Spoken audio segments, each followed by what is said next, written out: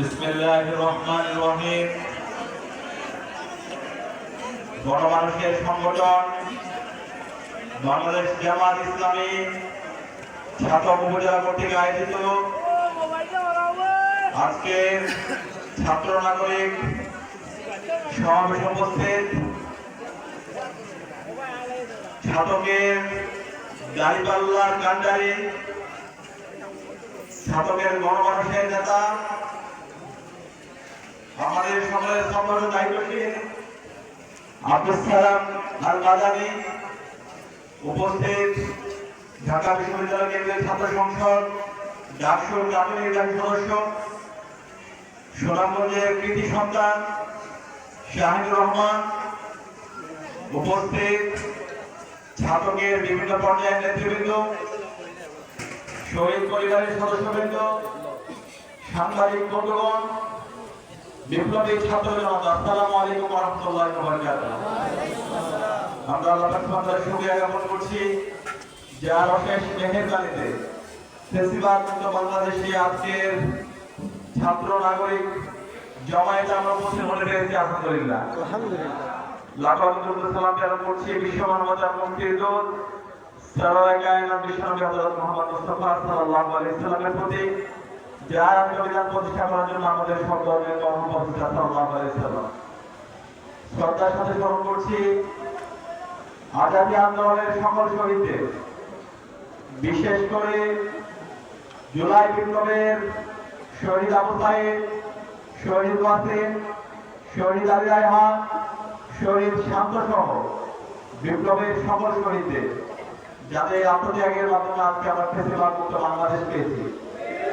এবং একই সাথে আমরা সকল গাজী ভাই বোনদের জন্য দোয়া করছি যারা এখন হাসপাতালে বেঁধে কাঁদছেন, যারা তাদের চোখ হারিয়েছেন, পা হারিয়েছেন, এখনো পঙ্গু অবস্থায় আছেন।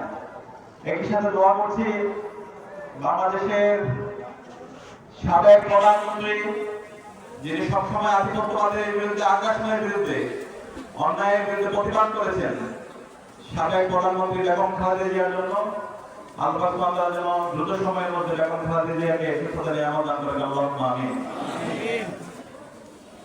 প্রিয় ছাত্রবাসী, সেটা হবো ছাত্রগণ, ভালো আছেন? আলহামদুলিল্লাহ বালা বালা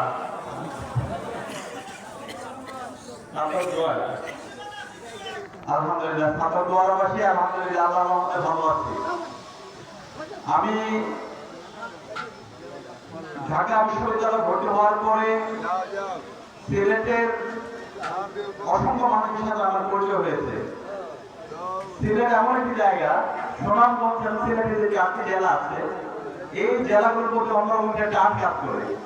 এখানকার মানুষের যে মহব্বত, এখানকার যে রাজনৈতিক সৌন্দর্য, এখানকার মানুষের যে আতিথেয়তা এবং এখানকার মানুষের যে উদারতা এবং বাংলাদেশ রাষ্ট্রের বিনির্মাণের জন্য সিলেট, সুনামগঞ্জ, মৌলভীবাজার, হবিগঞ্জ, এই 4টা জেলার যে অবদান, এটা সবসময় এই বাংলাদেশ রাষ্ট্রের সকল নাগরিকরা সারা জীবন শ্রদ্ধা করে স্মরণ রাখবে।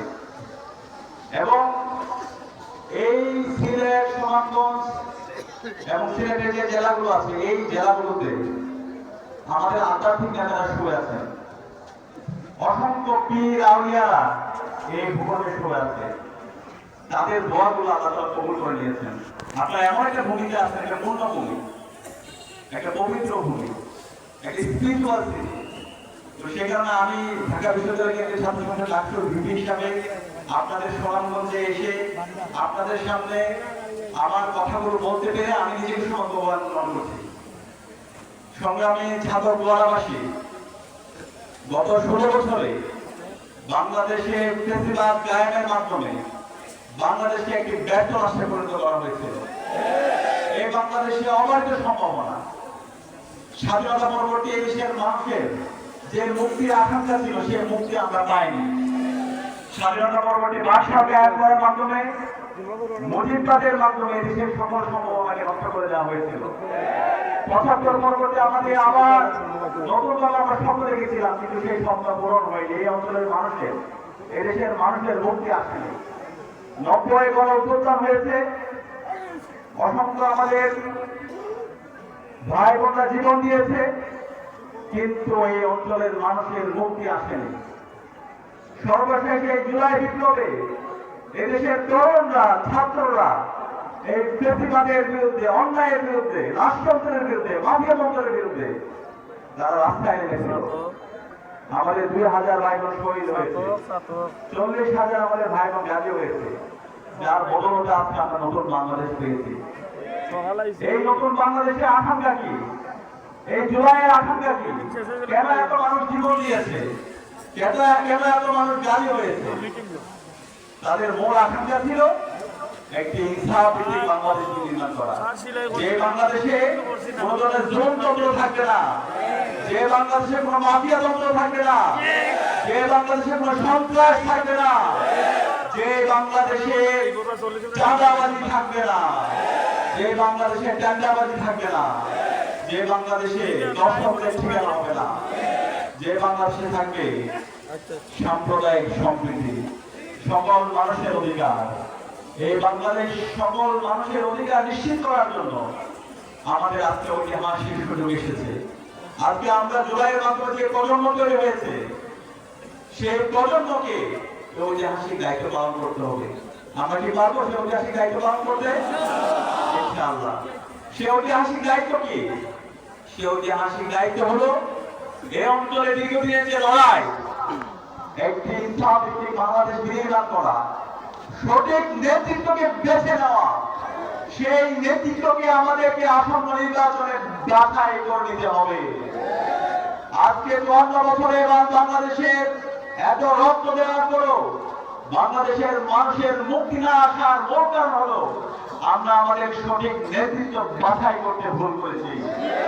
এই জুলাই বিপ্লবের মাধ্যমে আজকে আমাদের যে ঐতিহাসিক সুযোগ এসেছে, সেই ঐতিহাসিক সুযোগ আমাদেরকে কাজে লাগাতে হবে।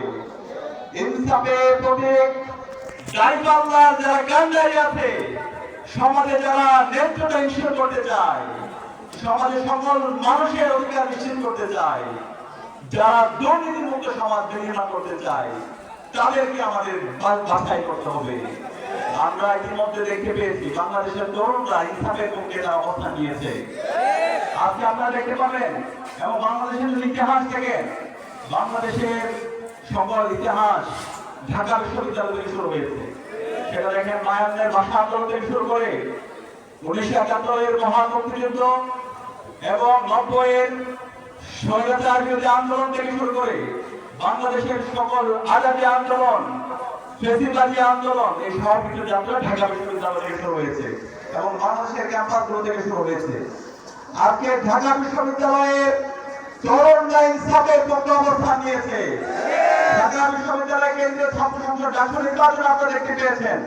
এদেশের শিক্ষার্থীরা ইনসাফের প্রতিনিধিদেরকে তারা বাছাই করেছে। জাহাঙ্গীরনগর বিশ্ববিদ্যালয়ে ইনসাফের প্রতিনিধিদেরকে শিক্ষার্থীরা বাছাই করেছে। চট্টগ্রাম বিশ্ববিদ্যালয়ে শিক্ষার্থীরা ইনসাফের প্রতিনিধিদেরকে বাছাই করেছে। রাজশাহী বিশ্ববিদ্যালয়ে এদেশের তরুণরা, ছাত্ররা ইনসাফের প্রতিনিধিদেরকে বাছাই করেছে।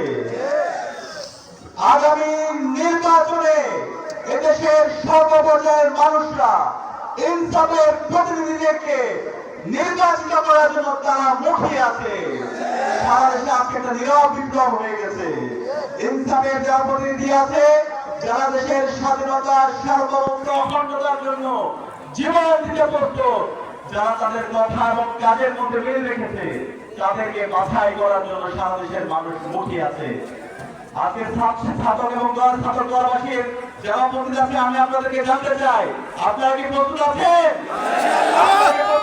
আপনাদের ইনসাফের প্রতিনিধিদেরকে বিজয় করার জন্য ইনশাআল্লাহ ইনশাআল্লাহ।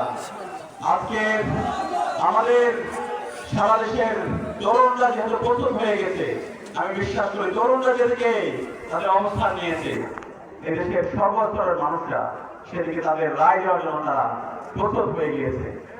বাংলাদেশ রাষ্ট্র প্রতিষ্ঠার পর থেকে আমরা দেখতে পেয়েছি আমরা দুটি সংকটের মধ্যে দিয়ে গিয়েছি। একটা হচ্ছে আমাদের আধিপত্যবাদী শক্তি, আগ্রাসনবাদী শক্তি, দিল্লির দালালেরা এই দেশকে সবসময় ভারতের সামনের পরিণতি করতে চেয়েছিল, এবং একই সাথে দুর্নীতির মাধ্যমে আমাদের বাংলাদেশের সকল সম্ভাবনাকে নষ্ট করে দিতে চেয়েছিল। কিন্তু এই বাংলাদেশ রাষ্ট্রের প্রতিষ্ঠার পর থেকে এই আধিপত্যবাদের বিরুদ্ধে, এই আগ্রাসনের বিরুদ্ধে, সকল ফ্যাসিবাদের বিরুদ্ধে বাংলাদেশ জামাত ইসলামীর নেতৃত্ব সবসময় প্রতিবাদ প্রতিরোধ রেখেছে। আল্লামা দেলোয়ার হোসেন সাঈদী, শহীদ মতিউর রহমান নিজাম থেকে শুরু করে শহীদ মীর কাসেম আলীরা সারা জীবন আধিপত্যবাদের বিরুদ্ধে, আগ্রাসনের বিরুদ্ধে, দিল্লির বিরুদ্ধে, বাকশালের বিরুদ্ধে তারা কথা বলেছেন। এবং একই সাথে তারা যখন এমপি ছিলেন, মন্ত্রী ছিলেন, বাংলাদেশ জামাত ইসলামীর 2 জন মন্ত্রী ছিল, 3টা মন্ত্রণালয়ের দায়িত্ব পালন করেছেন। কৃষি মন্ত্রণালয়, শিল্প মন্ত্রণালয়, সমাজ কল্যাণ মন্ত্রণালয়। যারা সফলতার সাথে দায়িত্ব পালন করেছেন, একটা পরিষ্কার দুর্নীতি কেউ দেখাতে পারেনি। বাংলাদেশে সেই ধরনের আমাদের নেতৃত্ব দরকার, যারা জনগণের যে ক্ষমতা, জনগণের যে হিস্সা, সেই হিস্সা জনগণের কাছে বুঝিয়ে দিবে। আমরা যদি আমাদের এই ধরনের নেতৃত্বকে বাছাই করতে পারি, তাহলে বাংলাদেশ আর কখনো পথ হারাবে না।